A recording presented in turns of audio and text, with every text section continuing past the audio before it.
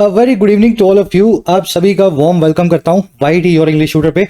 चलिए, मेरा नाम है अमन बहल और आज का जो आर्टिकल आप पढ़ने वाले हो ना, ये आपको आपकी लिमिट्स तक पुश करेगा।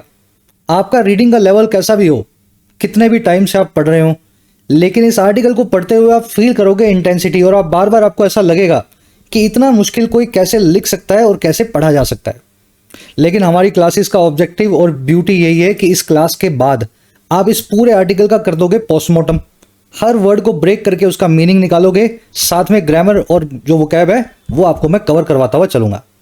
तो चलिए, आज की क्लास तो बिल्कुल ही मिस मत करना, बाद में जब टाइम मिले तब आराम से इसको देख लेना। आइए लेक्चर को शुरू करते हैं।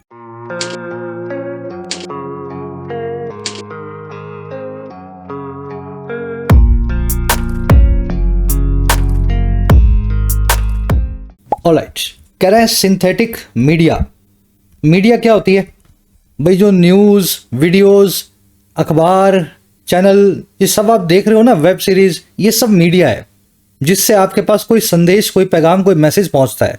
सिंथेटिक होता है जो बनाया गया हो, जो रियल ना हो। अगर आपने किसी घटना का वीडियो उतार लिया तो वो तो रियल वीडियो है, लेकिन वो घटना हुई ही नहीं, आपने घर से ही बना लिया उसका वीडियो एआई से, तो वो हो गया सिंथेटिक मीडिया। तो बात कर रहा है एआई से बने हुए वीडियोस की, जो देख करके आपको है ना मिसलीड करते हैं। वो वीडियोस आपको लगता है कि वो सच होगा, लेकिन किसी ने एआई से बनाया होता है। कह रहा है the requirement of labelling AI generated imagery is a good start. कह रहा है ये जो एक नई रिक्वायरमेंट बना दी है सरकार ने, कानून के जरिए एक नई जरूरत को पैदा कर दिया है, खड़ा कर दिया है। और वो रिक्वायरमेंट काय की है कि आप लेबल लगाएं या ठप्पा लगाएं। और किस चीज का? एआई जनरेटेड इमेजरी का। देखिए, इमेजरी का मतलब होता है वीडियो या फोटोज, और एआई जनरेटेड आप समझते हैं जो सॉफ्टवेयर से बनाया गया हो। कह रहे हैं सरकार ने जो ये नियम बना दिया है ना कि नकली वीडियो अगर बनेगी तो उस पे एआई जनरेटेड ऐसा लिखा हुआ होना चाहिए। कह रहा है ये एक गुड स्टार्ट है, अपने आप में एक अच्छी शुरुआत है। इसके बाद भी बहुत कुछ करना है। जो ठप्पा नहीं लगाए उसके साथ क्या करेंगे, जिसने लगाया या नहीं लगाया, है ना, वो सब चीजें आप बाद में देखोगे। अभी जो पहला काम आपने किया कि ये ठप्पा लगाना जरूरी कर दिया कानून के हिसाब से, ये एक अच्छा काम आपने करके दिखाया। चलिए, रिक्वायरमेंट है सब्जेक्ट, इज एज की verb, requirement is a good start. Imagery आपने देख लिया, वीडियोस और फोटोज को बोलते हैं एआई जनरेटेड, यानी something that has been generated by artificial intelligence. चलिए, शुरू में पढ़ने में आसान सा है, आगे आगे इसकी इंटेंसिटी आप फील करोगे आर्टिकल की। जल्दी से आगे बढ़ के इस आर्टिकल की आपको वोकैब दिखाता हूं। 5 वर्ड्स हमारे पास, भारी भरकम। शुरू में एक साथ देख लो 5 को, ताकि क्लास को आप स्मूथली ले सको। टेलीग्राम ग्रुप को जरूर ज्वाइन करें। टेलीग्राम में सर्च करें @officialYT, ग्रुप आपको मिल जाएगा। इस प्राइवेट ग्रुप में आपको सारे नोट्स, सारे पीडीएफ्स, नोटिफिकेशंस मिल जाते हैं। साथ ही YT ऐप को अपने फोन में डाउनलोड करें, एंड्रॉइड और iOS दोनों पे अवेलेबल है। इस ऐप का ऑब्जेक्टिव है आप जो भी एग्जाम प्रिपेयर कर रहे हैं उसके लिए अफोर्डेबल प्राइस में, अफोर्डेबल फीस में क्वालिटी कोर्स आपको अवेलेबल करवाना। जैसे इंग्लिश अनलॉड कोर्स, इसमें एसएससी, बैंक, रेलवेज, डिफेंस, कोई भी एग्जाम आप प्रिपेयर कर रहे हो उसका ग्रामर से लेकर के रीडिंग और वोकैब हर पोर्शन प्रैक्टिस के साथ में कवर्ड है। इसी तरह से आपको मिलेगा राइटिंग का कोर्स। राइटिंग में कोर्स में आपको लिखना सिखाया गया है। 40, 50, 60 घंटों में आप इंग्लिश में लिखना सीख सकते हैं इस कोर्स के जो है हेल्प से। दिवाली के मौके पे कोर्स अवेलेबल है डिस्काउंट पे, you can take benefit of this course. इसी के साथ आपको यूपीएससी का complete Hindi to English migration course मिल जाएगा 1225 के मामूली से प्राइस पे। कोर्स अभी अवेलेबल है ऑन दिवाली। इस कोर्स में सी सेट से लेकर के आंसर राइटिंग, प्रेसे राइटिंग, ऐसे राइटिंग, हर एस्पेक्ट इंग्लिश का, यूपीएससी और स्टेट सिविल सर्विसेज का इंग्लिश का हर एस्पेक्ट कवर्ड है। ऐप का बेनिफिट लेने के लिए कमेंट सेक्शन से इसको आप डाउनलोड करें। ये टीम का कॉन्टैक्ट नंबर है, इस पे व्हाट्सएप करके आप टीम से बात कर सकते हैं। ये वर्ड आज बहुत दिनों बाद आया है, प्रोलिफरेशन। देखिए, प्रोलिफरेशन का मतलब होता है किसी चीज में रातों रात डेवलपमेंट। जैसे आपने कभी मशरूम उगते हुए देखी हो, सुनी हो, या बांस का पेड़ होता है जो लगा और रातों रात ही जो है वो बहुत बड़ा हो जाता है, तभी अपने बोलते हैं ना बांस जैसा बड़ा हो रहा है। तो मशरूम, बांस, जो ऐसी चीजें होती हैं जो रातों रात डेवलप करती हैं, उनको बोलते हैं प्रोलिफरेशन। प्रोलिफरेट है वर्ब, प्रोलिफरेशन है इसका noun form. The past decade so a massive proliferation of online services. पिछले एक दशक ने देखा बड़े स्केल पे डेवलपमेंट को ऑनलाइन सर्विसेज के। पिछले 10 साल के अंदर हर कुछ, सब कुछ आपको ऑनलाइन मिलने लगा है। कैब भी ऑनलाइन होती है, सफाई वाली भी मिल जाएगी आपको ऑनलाइन घर पे, है ना। अर्बन क्लैप, अर्बन कंपनी से बुला लो, कुछ भी काम करना ऑनलाइन हो जाता है। तो this is proliferation of online services. अगला वर्ड अपने पास यूबिक्यूटस। ये वर्ड अगर आपको याद नहीं है तो याद कर लेना, ये वन वर्ड है एग्जाम वाला। यूबिक्यूटस को हिंदी में बोलते हैं सर्वत्र विद्यमान, जो चीज यूनिवर्सल हो, हर जगह मौजूद हो। जैसे plastic bags are ubiquitous, plastic की थैलियां हर जगह आपको मिलेंगी, हर गली नुक्कड़ किनारे घर मकान दुकान में मिलेंगी, तो these bags are ubiquitous. Ubiquitous के लिए एक और अच्छा वर्ड अपने पास, परवेसिव। देखो वैसे तो इसको ओमनी प्रेजेंट भी बोलते हैं, जो भगवान है, गॉड है, कहते हैं ना गॉड हर जगह है, तो गॉड इज ओमनी प्रेजेंट। तो ओमनी प्रेजेंट तो वन वर्ड हो गया, लेकिन परवेसिव वर्ड जरूर ध्यान रखना, बड़ा अच्छा वर्ड है ये, किसी चीज के हर जगह पाए जाने के लिए यूज होता है। चलिए ये वर्ड आएगा आर्टिकल में। अगला वर्ड अपने पास प्रोविनेंस। देखो प्रोविनेंस होता है किसी चीज का सोर्स। जैसे कहते हैं इंसान जो है ना, ह्यूमंस, वो होमोसेपियंस और उससे पहले ये सब के सब जो है पैदा हुए थे अफ्रीका में, फिर अफ्रीका से वो एशिया में आए, फिर एशिया से जो है समंदर को क्रॉस करके वो चले गए अमेरिका में, बेरिंग स्ट्रेट से रशिया से अलास्का में। तो प्रोविनेंस जो है या सोर्स जो है ह्यूमंस का, वो है अफ्रीका। तो इसीलिए प्रोविनेंस के लिए और वर्ड होता है अपने पास अंग्रेजी में, बर्थ प्लेस या क्रेडल। क्रेडल का मतलब होता है झूला, जिसमें छोटे बच्चे को आप लिटाते हो। तो इंसानी सिविलाइजेशन का क्रेडल कहते हैं अफ्रीका है, वहीं से सिविलाइजेशन शुरू हुई थी। तो ये नया वर्ड है आपके लिए, आज के आर्टिकल में आएगा, provenance of the digit 0 is considered India.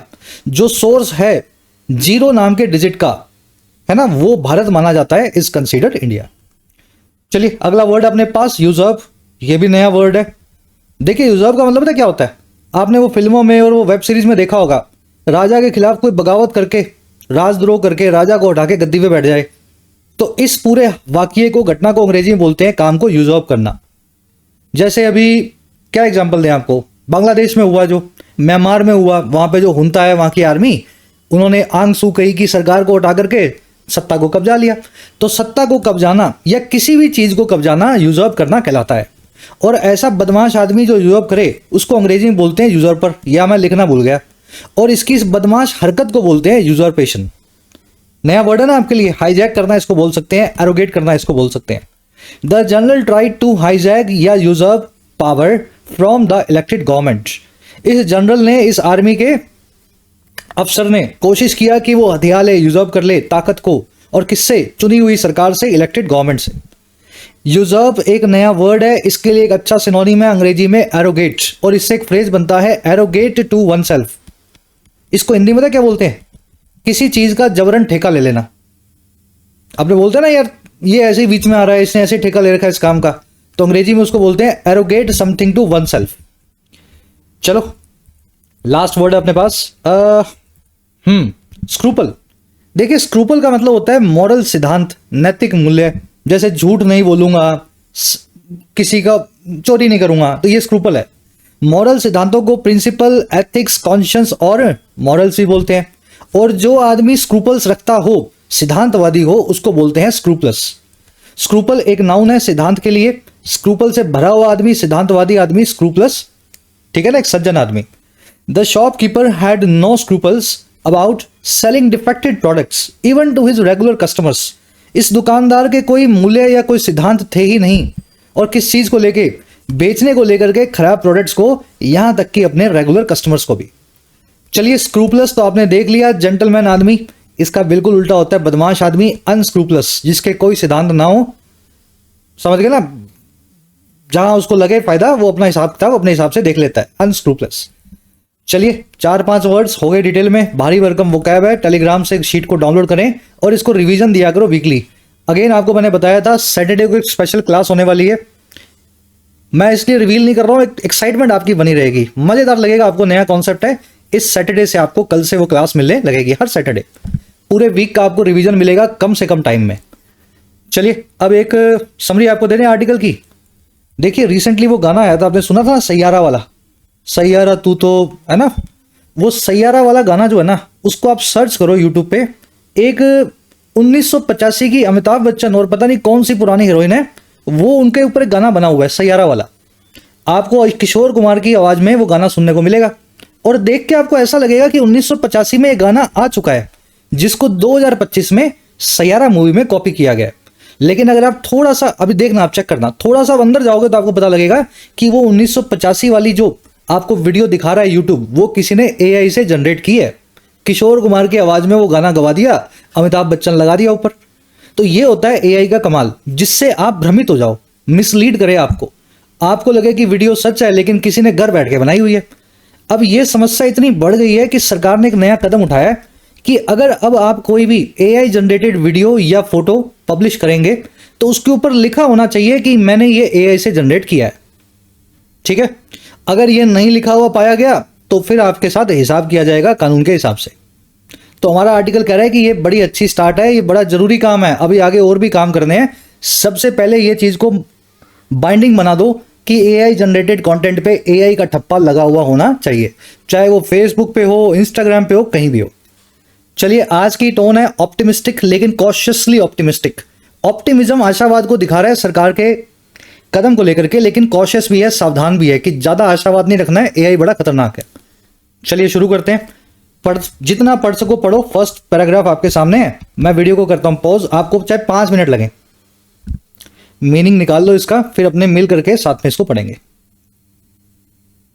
चलिए शुरू करें। कह रहा है जी, आर्टिफिशियल इंटेलिजेंस और एआई जनरेटेड डीप फेक्स और synthetically generated images and videos have been proliferating on social media ever since generative AI made photorealistic content as easy as typing a description of a given scene।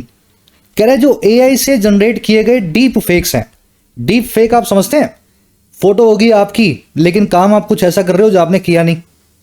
ठीक है, आपकी video होगी, photo में आप ही होगे, video में आप ही होंगे, लेकिन वो काम कोई और कर रहा होगा, तो आपका सिर्फ मुंह लगा होगा, उसको बोलते हैं डीप फेक।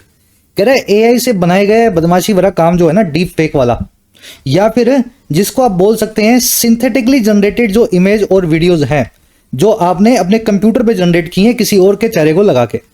कह रहे ये चीजें जो हैं प्रोलिफरेट कर रही हैं, ग्रो कर रही हैं दिन दुनी रात चुगनी रफ्तार से सोशल मीडिया पे, फेसबुक, इंस्टाग्राम और यूट्यूब पे। और कब से कर रही हैं भाई? ये आज से नहीं कर रही हैं, ये कर रही हैं एवर सिंस लगा के बता रहा है। कह रहे एवर सिंस, जब से ये काम हुआ, जब से जनरेटिव एआई ने बना दिया, मेड कर दिया फोटो रियलिस्टिक कंटेंट इतना इजी जितना कि एज टाइप करना एक डिस्क्रिप्शन को, एक जो है पूरी डिटेल को किसी भी गिवन सीन की। तो अगर आप एक सीन बनाना चाहो, एक वीडियो बनाना चाहो कि एक आदमी है, उसके पांव ऊपर है, सर नीचे है और वो साइकिल चला रहा है ना, और साइकिल भी उल्टी चल रही है उसकी और 120 की रफ्तार से, जो काम हो ही नहीं सकता, फिजिक्स के हिसाब से नहीं हो सकता। और अपनी जगह, उसके आदमी की जगह अपनी फोटो दे दो उसको और बोल दो कि ये मैंने बोला है, मेरे को बना के दे वीडियो। तो आपने जैसे ये टाइप किया, आपकी वो वीडियो बन के हो जाएगी तैयार 5-10 मिनट में। थोड़ा पेड सॉफ्टवेयर है लेकिन धीरे धीरे फ्री भी आने लग जाएंगे। तो कह रहा है जी, जब से ये हादसा हुआ है ना कि एआई से बनने वाले फोटोलिस्टिक कंटेंट इतने इजी हो गए हैं जितना कि ये उल जुलूल चीज आपने अभी टाइप की किसी भी गिवन सीन की और वीडियो आपके सामने जो है तैयार हो गई। समझ में आया सेंटेंस? चलिए, एआई जनरेटेड डीप फेक्स की वर्ब है have been proliferating, present perfect continuous tense का इस्तेमाल किया गया है। डीप फेक, इस तरह की वीडियो और इमेजेस हर तरफ फैल रही हैं, ग्रो कर रही हैं।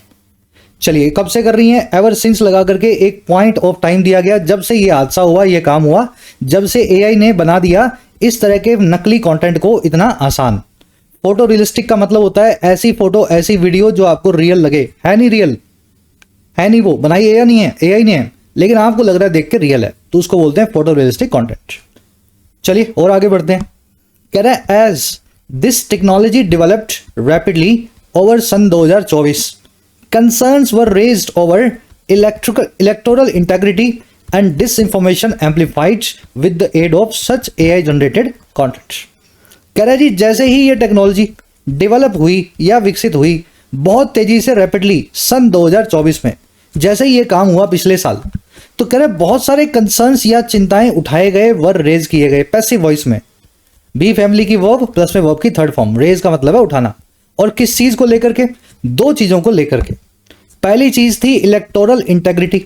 इंटेग्रिटी का मतलब होता है किसी चीज के अंदर का, क्या बोले उसको, मतलब वो चीज जो है टूटी नहीं है, उसमें कोई चीज खराब नहीं हुई है, जैसा काम करना चाहिए वो वैसे कर रही है, तो उसकी इंटेग्रिटी कायम है।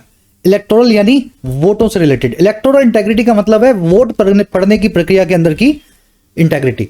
तो बहुत कंसर्न इस चीज पे उठ रहे हैं कि कहीं वोट तो एआई से खराब नहीं हो रहे हैं, कोई ऐसी वीडियो चल रही है एआई की कि एक पार्टी की आपने वोट ही कटवा दिए सारे, इलेक्टोरल इंटेग्रिटी खराब हो गई।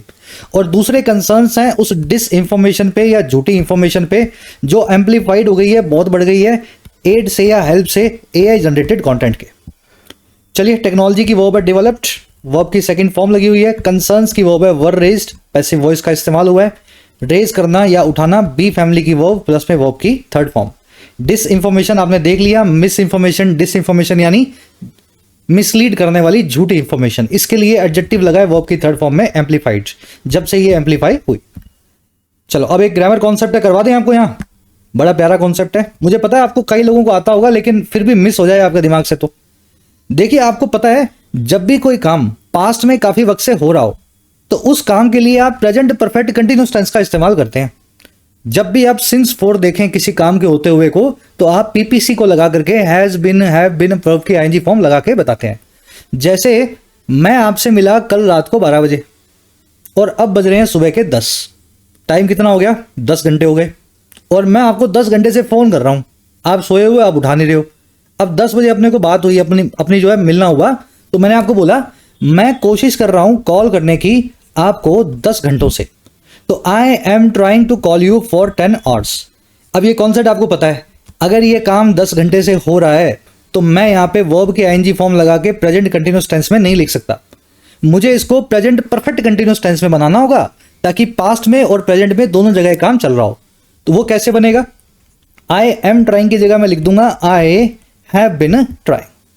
4 प्लस में आपको ड्यूरेशन देनी होती है, for 10 hours, for 10 days, for 1 year, जो भी पीरियड आपको टाइम पीरियड होता है बताना होता है। तो ये आपको मुझे पता आता होगा। इसका एक और वर्जन भी है, I am trying to call you since last night. मैं आपको रात को 12 बजे से ट्राई करने की कॉल करने की ट्राई कर रहा हूं, लास्ट नाइट से। यहां पे मैंने सिंस लगा करके एक पॉइंट ऑफ टाइम दिया है, ड्यूरेशन नहीं दी मैंने। भाई 12 बजे अपने मिले थे, अब बज रहे हैं 10 घंटे हो गए, मुझे पता है। तो अगर मैं 4 लगा के बोल दूं तो 10 घंटे बोल दूंगा, और अगर मैं ऐसा बोलूं रात को 12 बजे से फोन कर रहा हूं तब मैं सिंस का इस्तेमाल करूंगा, I am trying to call you since last night. ये सेंटेंस भी गलत है, आपको पता है, सिंस का इस्तेमाल हो गया, काम पहले भी हो रहा था। एम ट्राइंग की जगह मुझे हैव बिन ट्राइंग का इस्तेमाल करना होगा। लेकिन इसका एक एस्पेक्ट अभी भी आप मिस कर देते हैं, पता है कौन सा? ये तीसरा सेंटेंस देखो, I am trying to call you ever since we met last. मैं आपको ट्राई कर रहा हूं कॉल करने का तब से ही, एवर सिंस या सिंस का मतलब एक ही होता है, तब से ही, जब से हम मिले थे। हम कब मिले थे? हम मिले थे रात को 12 बजे, कल रात में। ये ever since we met last ये पूरा एक क्लॉज है, लेकिन ये रात को 12 बजे को एक नाउन को रिप्लेस कर रहा है, इसको बोलेंगे नाउन क्लोज।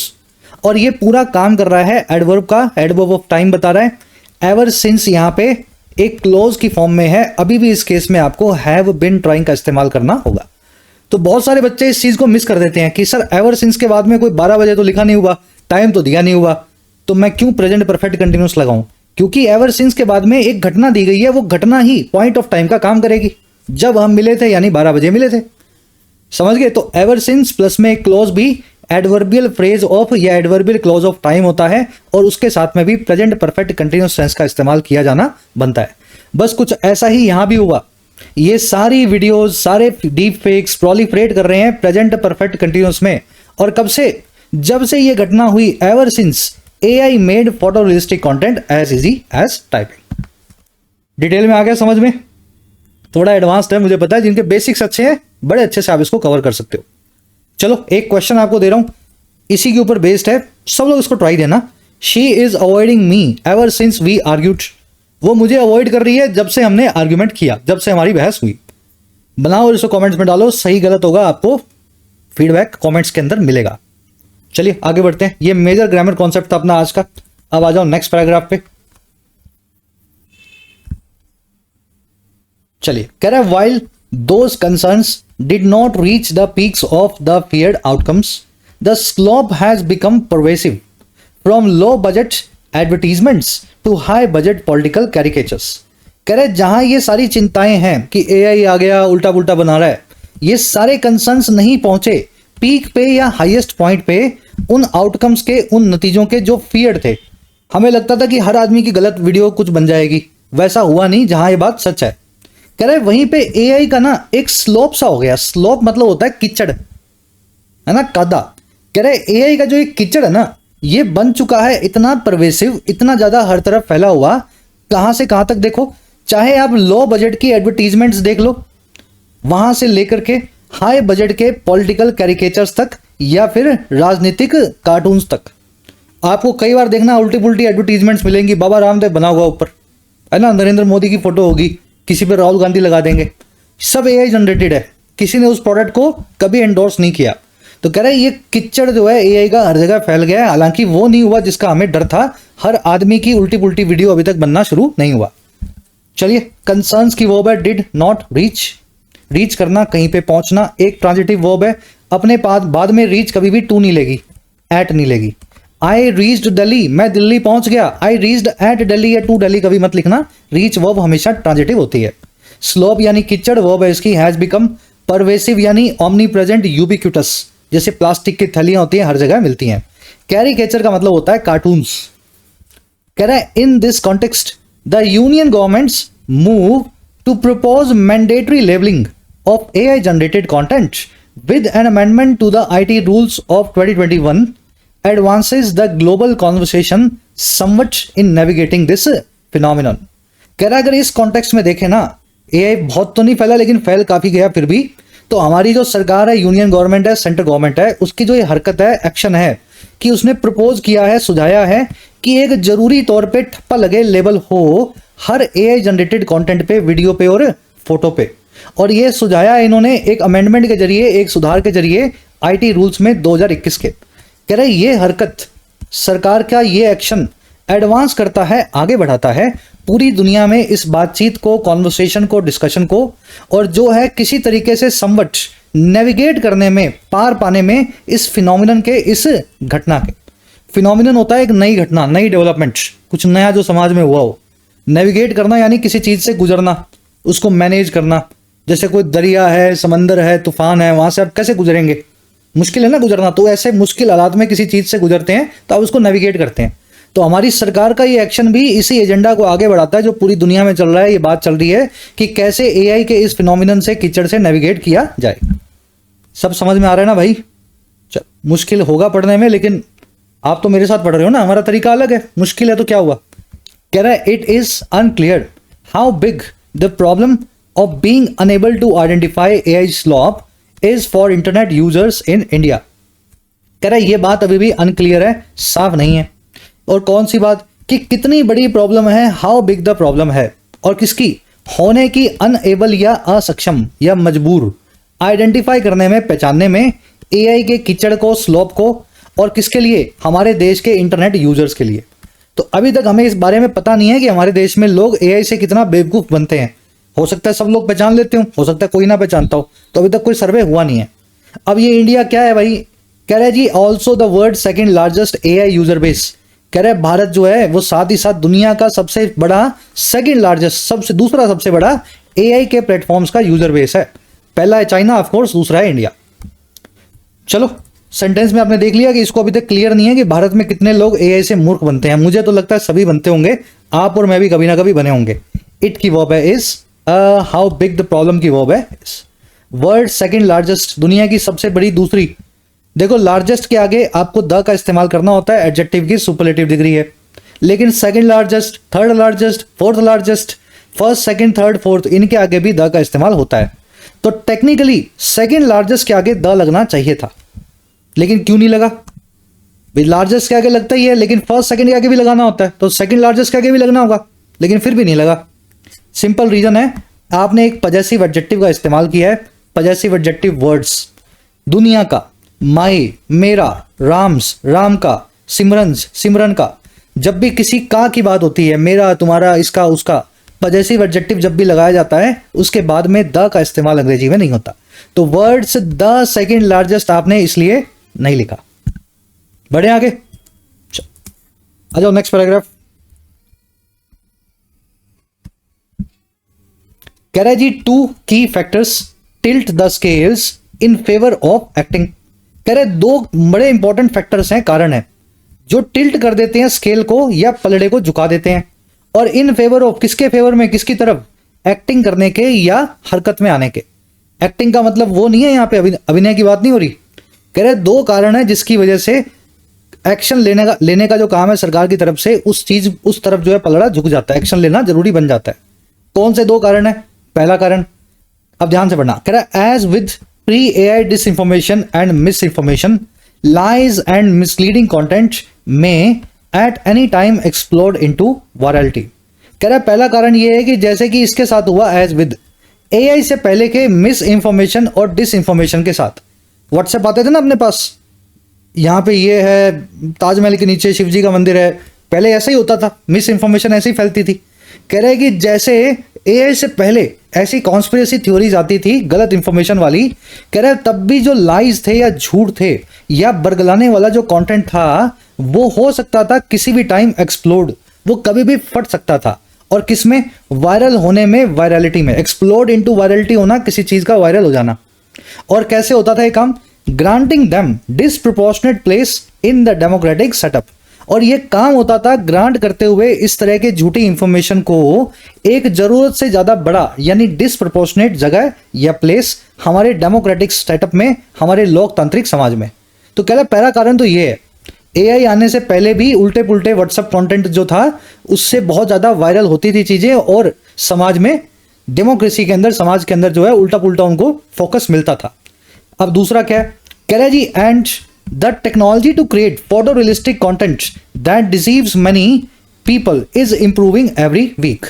कह रहे दूसरा कारण ये है कि जो ये टेक्नोलॉजी है क्रिएट करने की झूठे कंटेंट को, फोटो रियलिस्टिक कंटेंट को देखने में जो सच लगे, और वो कंटेंट जो डिसीव करे या धोखा दे आपको, बहुत सारे लोगों को, ये टेक्नोलॉजी भी इंप्रूव कर रही है हर हफ्ते।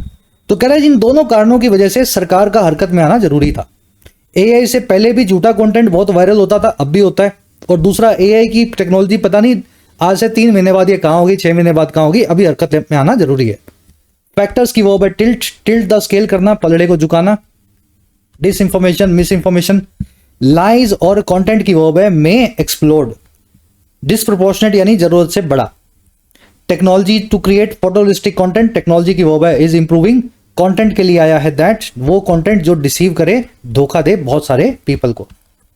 कह रहे जी public personalities have frequently complained sometimes in court of the usurpation या usurpation of their likeness in the service of unscrupulous projects. कह रहे फिर कई पब्लिक पर्सनैलिटीज हैं, कई बड़े सुपरस्टार अभिनेता, क्रिकेटर्स हैं जिन्होंने फ्रीक्वेंटली कंप्लेन किया है, इस चीज के बारे में शिकायत की है, और कभी कभी कोर्ट में जाके भी की है, अदालत में भी की है। और किस चीज की? यूजरपेशन की, हथिया लेने की, इन लोगों की लाइकनेस को या इन लोगों के चेहरे को। लाइकनेस यानी इनके जैसा दिखने वाला कोई फिगर जो उनके जैसा लाइक बिल्कुल वैसा दिखता हो, सिमिलर हो। तो कई बार इन्होंने कंप्लेन किया कोर्ट में जाके भी कि हमारे जैसे दिखने वाले फेस को यूजर्व किया गया है, या हमारे फेस को हथिया करके हमारे जैसा बना करके दिखाया गया है सर्विस में या काम में, मकसद में, कई अनस्क्रूपलस प्रोजेक्ट्स के, कई बदमाशी भरे कामों के। देखे होंगे आपने ऐसे केसेस बहुत सारे। आजकल वो फिजिक्स वाले जो टीचर हैं अलक पांडे, उनकी फोटो कई ट्यूशन वाले लगा के घूम रहे हैं अपनी ऐड के अंदर। अलक पांडे उनकी ट्यूशन पे नहीं पढ़ाता, लेकिन अलक पांडे की फोटो उन्होंने अपनी ट्यूशन की ऐड में लगा रखी है। तो ऐसे कई पर्सनालिटीज में कोर्ट में जाकर के बोला है कि हमारे चेहरे को इस्तेमाल किया जा रहा है बदमाश तरह के प्रोजेक्ट्स के लिए, गलत कामों के लिए। पब्लिक पर्सनालिटीज की वो है हैव कंप्लेंट्स, परफेक्ट टेंस में, दे कंप्लेंट ऑफ समथिंग। यूजरपेशन आपने देख लिया, किसी चीज को जबरन हथिया लेना, और हथियाया गया इनके फेस को, लाइकनेस को, इनके जैसे सिमिलर चेहरे को। अनस्क्रूपलस, क्रूकेड, जो बदमाश हो, जिसके स्क्रूपल्स ना हो। बढ़े आगे, चलो नेक्स्ट पैराग्राफ, छोटा सा ये कह रहा है जी unlike mandatory smoking warnings at the cinema and on OTT streaming services, an intervention that had little industry buy-in before being imposed on entertainment producers and consumers alike, with nothing to reliably show for impact. Labeling has been offered up by large social media and AI firms. अब ये sentence ऐसा टेढ़ा sentence है, आप पढ़ो इसको, intensity को feel करो इसकी, कैसा बनाया किसी ने। अब मैं इसको तोड़ के बताता हूँ। देखो यहां से लेके ना यहां तक ये कुछ काम का नहीं है, सिर्फ एडिशनल इंफॉर्मेशन दी है। बता दूंगा कैसे पढ़ना है इसको, पहले मेन सेंटेंस पढ़ो। कह रहा है जो लेबलिंग है, थप्पा मारने का काम है ना, झूठी वीडियो पे, कह रहा है उस लेबलिंग को ऑफर किया गया सामने से, ऑफर अप किया गया। ऑफर अप करना यानी सामने से बताना कि देखो हम देंगे आपको। और ऑफर अप किसने किया है? सोशल मीडिया ने और एआई फर्म्स ने। और कब से किया है? फ्रॉम द वेरी बिगिनिंग, शुरुआत से ही किया है। और शुरुआत किसकी? सिंथेटिक कंटेंट की, इंक्रीजिंग एक्सेसिबिलिटी की, नकली या झूठे वीडियो या फोटो के लगातार बढ़ती हुई उपलब्धता के। तो जब से चैट जीपीटी, ग्रोक, डेली, ये जो प्लेटफॉर्म्स आए हैं जिन पे आप कोई भी वीडियो, कोई भी फोटो उल्टी पुल्टी बना सकते हो, जैसे ही ये हमारे पास आए तब से ही लेबलिंग का काम है, ठप्पा मारने का काम जो है ना, सोशल मीडिया फर्म्स ने सामने से ऑफर किया कि हम लगाएंगे। सरकार को कहने की जरूरत नहीं थी, ये फर्म्स इतनी समझदार है, इन्होंने सामने से बोल दिया था कि ठप्पा लगेगा। अब देखो ये जो उन्होंने किया, ये कैसे किया? कह रहा है ये इन्होंने किया बिल्कुल उल्टा, अनलाइक किसके? इस पूरी घटना के। वो घटना थी स्मोकिंग की मैंडेटरी वार्निंग कि स्मोकिंग से आपकी डेथ होती है। और कहां पे? सिनेमा में और ओटीटी स्ट्रीमिंग सर्विसेज में फिल्म देखते हुए या वेब सीरीज देखते हुए। और कह रहा है ये इससे बिल्कुल उल्टा इन्होंने किया। ये वो चीज थी जो एक इंटरवेंशन थी, सरकार की दखल अंदाजी थी, जिसका लिटिल इंडस्ट्री बाय इन था। बाय इन करना यानी किसी चीज से सहमत होना। सरकार ने बोला ये करो, आपने कर लिया, आपने बाय इन किया, ये एक फ्रेज है अंग्रेजी में। कह रहा है ये वो इंटरवेंशन थी जिसकी ना के बराबर ही बाय इन की गई थी, सहमति हुई थी, इससे पहले कि जब ये इंपोज हुई, जबरन लगाई गई एंटरटेनमेंट प्रोड्यूसर्स पे, फिल्म बनाने वालों पे, और आप पे और मुझ पे, कंज्यूमर्स पे, दोनों पे एक साथ। हम पे कैसे लगी? सिगरेट के डब्बे पे लगा के दे दिया, सिगरेट पियोगे, डब्बे में लिखा हुआ है सिगरेट से मौत होती है। एंटरटेनमेंट प्रोड्यूसर्स को जानबूझ के कहा गया कि आप भी फिल्म से पहले वार्निंग चलाओ। तो कह रहा है ये जो काम हुआ है ना, बिल्कुल सिगरेट की वार्निंग से उल्टा हुआ है। लेबलिंग वाला काम इन्होंने खुद ही ऑफर कर दिया था कंपनियों ने कि हम करेंगे, और सिगरेट की वार्निंग जो है, जिसका बिल्कुल भी किसी ने माना नहीं जब तक सरकार ने इसको मैंडेटरी इंपोज नहीं कर दिया फिल्मों से पहले और सिगरेट के डब्बों पे। और कह रहा है ये किया with nothing to reliably show for impact, बिना किसी चीज के जो दिखा सके कि इसका कोई इंपैक्ट था। आज भी लगता नहीं है कि इस वार्निंग से कोई रुका होगा, पीने वाला, सिगरेट फूंकने वाला फूंकता होगा आज भी। तो कुछ भी नथिंग टू शो है सरकार के पास कि इसका कोई इंपैक्ट हुआ या नहीं। ये बना पूरा सेंटेंस। मजा आया होगा इसको पढ़ के, बनते हैं ऐसे सेंटेंसेस भी। चलो अब ये लिटिल का मतलब है ना के बराबर। कल ये कॉन्सेप्ट आपको करवाया था। लिटिल कब यूज करना है? जब कोई नॉन काउंट चीज हो जिसको काउंट ना किया जा सकता हो। और फ्यू तब यूज करना है जब कोई काउंटेबल चीज हो जिसको काउंट किया जा सकता हो। 1 2 3, है ना, ऐसे। लिटिल अगर अ के बिना करोगे तो लिटिल होगा ना के बराबर नेगेटिव तरीके से। वैसे ही फ्यू भी अगर अ के बिना यूज करोगे तो मतलब होगा ना के बराबर नेगेटिव तरीके से। लेकिन अगर पॉजिटिव तरीके से बताना है तो फिर अ लिटिल या अ फ्यू का इस्तेमाल किया जाता है।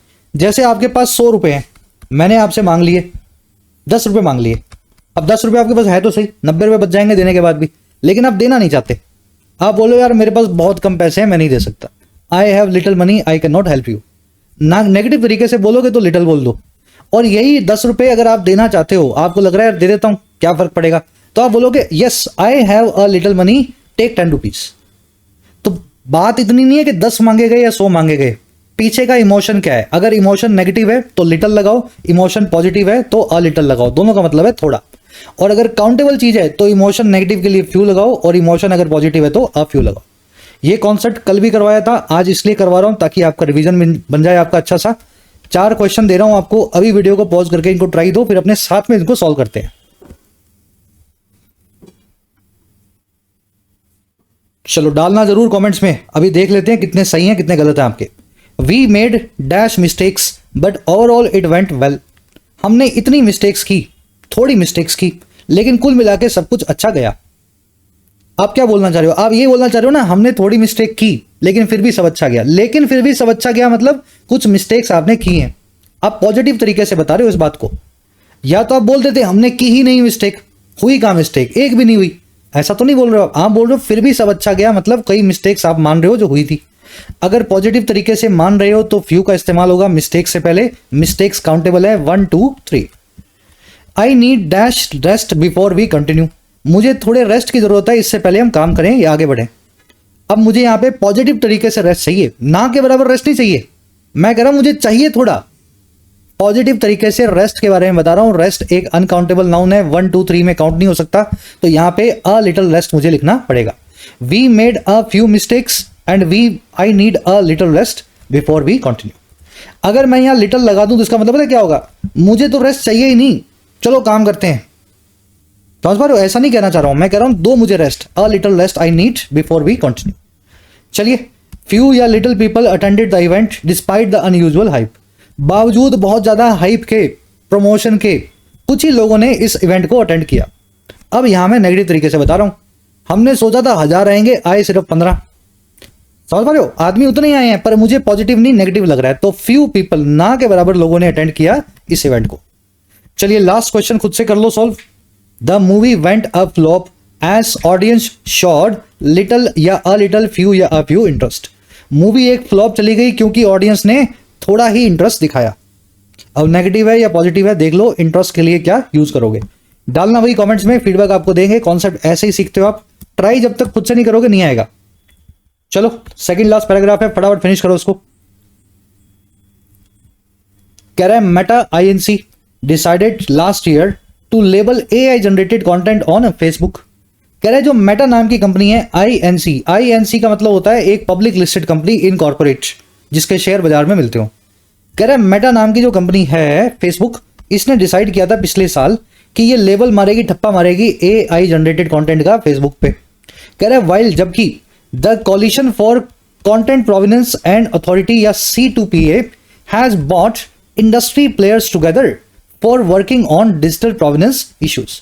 कह रहे जबकि एक दूसरी संस्था है, एक लॉबी है C2PA, ये लेकर के आ गई है सारे इंडस्ट्री के प्लेयर्स को एक साथ, सारी एआई कंपनियों को एक साथ, कि वो काम करें, वर्क ऑन करें डिजिटल तरीके से प्रोविनेंस पे, सोर्स के इश्यूज पे। मतलब आपको कुछ ऐसा सिस्टम बनाना है कि वीडियो आपके फोन में आए, अपने आप भी उस वीडियो के कहीं डिस्क्रिप्शन में लिखा हो कि ये कहां बनी थी, एआई से बनी थी या कैमरा से बनी थी। ये प्रोविनेंस जो है, डिजिटल प्रोविनेंस, हर कंटेंट का आपको पता हो। तो इस काम के लिए पूरी ये लॉबी जो है मिल करके एआई प्लेयर्स के साथ काम कर रही है। और कह रहा है ये कॉन्सेप्ट कहां से आया है, borrowing a concept from the art appraisal world. ये कॉन्सेप्ट आया है आर्ट के, जायजे के, अप्रेजल के वर्ड से। तो अगर कोई तस्वीर आपने बना दी और आपने बोल दिया ये 1950 में बनी थी, है ना, इतनी रेयर पिक्चर है, तो वहां पे प्रोविनेंस आपको प्रूव करनी पड़ती है 1950 में किसने बनाई थी, कहां पे इसका जिक्र है। समझ पा रहे हो, ऐसा नहीं हो आपने 2020 में बनाई और मिट्टी में डाल के ले आए ऊपर उसके, देखो ये 1850 की पिक्चर है। तो आर्ट के फील्ड में, तस्वीरों के फील्ड में ये काम चलता है। वहीं से कॉन्सेप्ट इन्होंने बोरो किया, C2PA ने बोला कि अब हमें वीडियोस और फोटोज को भी इस तरह से जो है कैटेगराइज करना होगा। मीनिंग निकाल लिया, सेंटेंस लंबा था आपने। मेटा की वर्ब है डिसाइडेड, C2PA की वर्ब है हैज ब्रॉट, प्रोवेनिएंस यानी सोर्स। कह रहा है subordinate legislation may not have been the ideal instrument to effect this change. कह रहा है फिर जो धक्के दगाने का जो कानून है, लेजिस्लेशन का मतलब होता है कानून, सबऑर्डिनेट का मतलब होता है जो सरकार ने बिना पार्लियामेंट में बहस के बनाया हो। अध्यादेश, ऑर्डिनेंस सुने होंगे ना आपने। कह रहा है जी अध्यादेश से बनाया गया कानून जिसपे कोई पार्लियामेंट की सहमति ना हो। कह रहा है ऐसा कानून जो है ना, ये हो सकता है ना हो एक सही इंस्ट्रूमेंट या जरिया इस चेंज को इफेक्ट करने का, इस बदलाव को असर में लाने का। इफेक्ट यहां पे एक वर्ब है, इसका मतलब होता है इफेक्ट में लाना। कैसे? कह रहा है the IT rules already regulate streaming services, social media content removals and the now prohibited real money gaming industry, all without being tested in parliament. कह रहा है जो 2021 के आईटी रूल्स हैं वो पहले से ही रेगुलेट कर रहे हैं स्ट्रीम करने वाली सर्विसेज को, ओटीटी को, सोशल मीडिया कंटेंट को, उस पे वहां पे हटाने वाली रिमूवल की रिक्वेस्ट को, और अब जो रियल मनी गेमिंग है ये ड्रीम 11 वगैरह, इस पे प्रोहिबिशन को, बिना किसी टेस्ट के या बिना किसी परीक्षा के बहस के पार्लियामेंट में। तो आईटी रूल्स 2021 के आज तक पार्लियामेंट में उन पे बहस नहीं हुई है, सरकार ने ऑर्डिनेंस के जरिए इन रूल्स को बनाया है। अब इन्हीं रूल्स में एआई को भी इन्होंने डाल दिया। तो कह रहे हैं कि ये धक्के दगाने का जो कानून आप बना रहे हो बिना पार्लियामेंट की सहमति के, हो सकता है ये सही तरीका ना हो इस चीज से निपटने का, यानी पार्लियामेंट में बहस करके एक पूरा कानून आपको बनाना होगा। समझ गए? चलिए सबऑर्डिनेट लेजिस्लेशन यानी ऑर्डिनेंस, अध्यादेश, वर्ब है इसकी may not have been, instrument यानी जरिया, आईटी रूल्स ऑफ 2021 इनकी वर्ब है रेगुलेट। चलो जी लास्ट पैराग्राफ छोटा सा है, फिनिश करेंगे अपनी क्लास को इसके बाद। अब वही बात करेगा आगे। कह रहा है at some point these rules need to be explicitly considered by people's representatives. कह रहा है कभी ना कभी जाकर के एट सम पॉइंट्स ये जो सारे रूल सरकार बना रही है एआई पे, आईटी पे, ओटीटी पे, कह रहा है इनको जरूरत होगा साफ तौर पे, एक्सप्लिसिट तौर पे, खुले तौर पे कंसीडर किया जाना, बातचीत किया जाना पीपल्स के रिप्रेजेंटेटिव के द्वारा, हमारे प्रतिनिधियों के द्वारा, एमएलए और एमपीज के द्वारा। तो कभी ना कभी जाकर के इन पे पार्लियामेंट में और विधानसभा में बहस होनी जरूरी है। रूल्स की वर्ब है नीड, एक्सप्लिसिटली यानी साफ तौर पे। कह रहे technology policy makers have mused throughout the internet era that regulation lags behind innovation. कह रहे ऐसे पॉलिसी मेकर, ऐसे हमारे देश के नेता अफसर जो टेक्नोलॉजी के फील्ड में कानून बनाते हैं, कह रहा है उन्होंने म्यूज किया है, इस बात पे गहरे विचार किए हैं, ख्याल किया है, सोचा है पूरे के पूरे इंटरनेट एरा में, जब से इंटरनेट आया सन 2001 से इंडिया में, कि उन्होंने ये सोचा है कि जो रेगुलेशन है या फिर कानून बनाने का जो काम है वो लैग बिहाइंड करता है, 2 कदम पीछे रहता है इनोवेशन के और नई सोच के। हमारे देश के नेता यही बोल रहे हैं पिछले 25 साल से कि इंटरनेट बहुत तेजी से आगे बढ़ रहा है और हम उतनी तेजी से इंटरनेट पे कानून नहीं बना पा रहे हैं, बस वो सोचते आ रहे हैं इस बात को। पॉलिसी मेकर्स की वर्ब है म्यूज करना, किसी चीज पे गहन विचार करना, थिंक डीपली करना, पॉन्डर करना, सोचना। रेगुलेशन की वर्ब है लैग्स बिहाइंड, लैग बिहाइंड करना यानी 1 कदम 2 कदम पीछे रह जाना।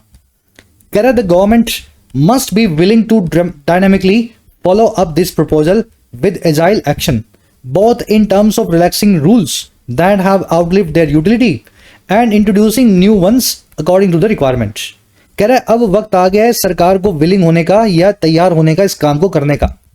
मस्ट बी विलिंग यानी तैयार होना, किसके लिए भाई, कि वो डायनामिक तरीके से, गतिशील तरीके से फॉलो अप करें, पीछे पड़ जाएं इस प्रपोजल के। और कैसे पढ़ें, एजाइल एक्शन के साथ। एजाइल यानी फुर्ती भरा, एक्शन यानी कार्रवाई, फुर्ती भरी कार्रवाई के साथ इस प्रपोजल को फॉलो अप ले। और कैसे फॉलो अप ले, दोनों ही तरीके से, बोथ इन टर्म्स। पहला तरीका है रिलैक्स करने का उन रूल्स को, आसान बनाने का उन नियमों को जो आउटलिव कर गए हैं अपनी यूटिलिटी को, जो अपनी उपयोगिता से ज्यादा लंबे चल गए हैं। ऐसा कोई कानून जो आज के टाइम पे लगता ही नहीं, बनता ही नहीं। टाइपराइटर पे कोई कानून बना हुआ है, मान लो टाइपराइटर यूज ही नहीं होते, तो ऐसे रूल्स को हटा दो। तो पहला काम तो आपको इस फुर्ती को दिखाना है, जो आउटलिव कर गया रूल अपनी यूटिलिटी को, जो पुराना हो गया है उसको हटा दो। और दूसरा क्या करो, एंड इंट्रोड्यूसिंग न्यू वंस, लेकर के आओ नए वन जो आज के रिक्वायरमेंट के हिसाब से अकॉर्डिंग टू जरूरी हो। तो ये था आपका आर्टिकल, होपफुली पढ़ के मजा आया होगा। हर चीज को हमने कोशिश की छोटे छोटे पीस करके आपको ब्रेक करके समझाएं। क्लास आज की कैसी लगी जरूर से बताना कमेंट्स में। अब इस क्विज को अपने सॉल्व करेंगे, 4-6 क्वेश्चन हैं, देख लो जो आपने सीखा अप्लाई होगा इस पे। पहला एक सेंटेंस मैं आपको दे रहा हूं और आपको उसको देख के बताना है कि ये सेंटेंस किस टाइप का है। एसएससी बैंक में दोनों में ये क्वेश्चंस आ रहे हैं, तो मैं रोज एक क्वेश्चन आपसे करवा रहा हूं। देखो इसको सॉल्व करने का एक तरीका ये है, आप FANBOYS ये याद रखें, फैन बॉयज बोलते हैं इनको। ये कंजंक्शन है 7, F से 4, A से एंड, N से नोर, B से बोथ, O से और, Y से येट और S से सो। अगर ये कंजंक्शन किसी सेंटेंस में आई हो, अगर ये कंजंक्शन किसी सेंटेंस में आई हो तो वो सेंटेंस हो जाता है कंपाउंड। अगर ये कंजंक्शन के अलावा कोई कंजंक्शन आई हो तो वो सेंटेंस बन जाता है कॉम्प्लेक्स। अगर ये कंजंक्शन और इनके अलावा कोई और कंजंक्शन यानी 2 या 2 से ज्यादा कंजंक्शन आई हो तो बन जाता है कंपाउंड कॉम्प्लेक्स। और अगर कोई भी कंजंक्शन सेंटेंस में ना आई हो तो सेंटेंस बन जाता है सिंपल। बस ये फॉर्मूला आपको याद रखना है। अब ये सेंटेंस देख लो कितनी कंजंक्शन इसमें आई है, चेक कर लो। Although India faced supply chain issues, its export grew and the USA placed larger orders. Break कर लो। ऑल्दो एक कंजंक्शन है, इंडिया है सब्जेक्ट, इंडिया ने फेस किया सप्लाई चेन के इशू को, सब्जेक्ट की वर्ब है फेस्ड। कह रहा है हालांकि ऐसा हुआ, इसके एक्सपोर्ट्स जो हैं, इंडिया के एक्सपोर्ट्स जो हैं, सब्जेक्ट नंबर 2, वो ग्रो किए, वो बढ़े। फिर कंजंक्शन आ गई, कंजंक्शन नंबर 2। उसके बाद USA सब्जेक्ट नंबर 3 उसने प्लेस कर दिया बड़े ऑर्डर को। और जो USA जो है इसने बड़े बड़े ऑर्डर हमारे साथ रखे। 2 कंजंक्शन आई हैं, 3 सब्जेक्ट हैं, देख लो ध्यान से। पहली कंजंक्शन है ऑल्दो, दूसरी कंजंक्शन है एंड आई है फैन बॉय कंजंक्शन है, तो यानी सेंटेंस कंपाउंड तो होगा ही होगा। ऑल्दो आई है नॉन फैन बॉय कंजंक्शन है यानी कॉम्प्लेक्स भी होगा। दोनों आई है तो कंपाउंड कॉम्प्लेक्स सेंटेंस कहलाएगा। थोड़ा डिटेल में करवा दिया लेकिन एक क्वेश्चन आ रहा है। एक क्वेश्चन आपको और दे रहा हूं, इस सेंटेंस में जो अंडरलाइंड पार्ट है उस पार्ट के बारे में बताओ, वो किस टाइप का फ्रेज या क्लोज है। India increased it's textile exports because of rising demand in the US and Europe. India ने अपने टेक्सटाइल एक्सपोर्ट्स को बढ़ाया राइजिंग डिमांड की वजह से अमेरिका और यूरोप में, पिछले क्वार्टर में, लास्ट क्वार्टर। देखो ये फ्रेज आपसे मैंने पूछा है, ये फ्रेज क्या बता रहा है, ये बता रहा है रीजन को। इंडिया ने अपने एक्सपोर्ट्स को क्यों बढ़ाया, कैसे बढ़ाया भाई, क्यों बढ़ाया? इन्होंने बढ़ाया बढ़ती हुई डिमांड की वजह से। डिमांड ना होती तो नहीं बढ़ाया होता। समझ पा रहे हो? जवाब दे रही है आपको वर्ब के होने का। इंडिया ने इंक्रीज क्यों किया, वाई का रिप्लाई कर रही है, रीजन दे रही है। ऐसे फ्रेज या क्लोज को अंग्रेजी में बोलते हैं एडवर्बियल क्लोज या फ्रेज ऑफ रीजन। अगर इसमें सब्जेक्ट और वर्ब दोनों मिल जाए तो ये बन जाएगा क्लोज। अगर इसमें सब्जेक्ट वर्ब दोनों ना मिले तो ये कहलाएगा फ्रेज। समझ गए? तो बिकॉज ऑफ प्रेपोजिशन है, राइजिंग डिमांड एक नाउन है, इन प्रेपोजिशन है, यूएसए इसका ऑब्जेक्ट है, यूरोप इसका ऑब्जेक्ट है, वर्ब कहीं आई नहीं, तो ये पूरा का पूरा कहलाएगा एक फ्रेज। और काम क्या कर रहा है? एडवर्ब ऑफ रीजन का काम कर रहा है, एडवर्बियल फ्रेज ऑफ रीजन। तो ये एसएससी में क्वेश्चन पूछे जा रहे हैं, रोज एक दो करवा रहा हूं ताकि आप तैयार हो जाओ मेन से पहले। 3 क्वेश्चन हैं आपके लिए वोकैब के। To arrogate something to one self, ये करवाया था फ्रेज मैंने आपको, इसका मीनिंग क्या होता है? कॉन्शियस का आपसे सिनोनिम पूछा है मैंने, सिनोनिम यानी इसके जैसा मीनिंग रखने वाला वर्ड। परवेसिव होगा, यूजर्ब होगा, स्क्रूपल्स होगा या डिस्प्रोपोर्शनेट होगा। लास्ट में 3 एरर्स मिलेंगी, आराम से ढूंढ लो किस पार्ट में है। आंसर डाल रहा हूं मैं फर्स्ट कमेंट में इस वीडियो के नीचे, वहां से चेक कर लेना। एक और क्वेश्चन दे रहा हूं मैं, इनमें से कौन सी स्टेटमेंट ऑथर की हिडन या इंप्लाइड वार्निंग को कैप्चर करती है, बताती है एआई जनरेटेड कंटेंट को लेके? चारों में से कौन सी वार्निंग इस ऑथर ने एआई को लेकर के, कंटेंट को लेकर के दी है? देखो जी, एक ही वार्निंग दी है कि ये डीस्टेबलाइज करेगी इकोनॉमी को और डेमोक्रेसी को। ऐसे झूठे कंटेंट, वीडियो, फोटो चलेंगे जिससे आपका वोट जो है वो अफेक्टेड होगा। तो it may destabilize democratic discourse due to its deceptive potential. ये वार्निंग इसने दी है, 8वें का आंसर बनेगा बी। तो बीच के 3 से 7 तक यानी कि 5 क्वेश्चन के आंसर फर्स्ट कमेंट में डाल दिए हैं, वहां से चेक करना। चेक करके बताओ 8 में से कितने नंबर मिले, आज की क्लास कैसी लगी। पूरी देखने वाले बच्चे पीडी या पीडीआई लिखा करो। पीडी का मतलब है पूरा देखा, आई से मतलब इंटरेस्टिंग भी लगा। तो ये आपका फीडबैक देने का तरीका है, कमेंट सेक्शन खुला हुआ है। Until then signing out.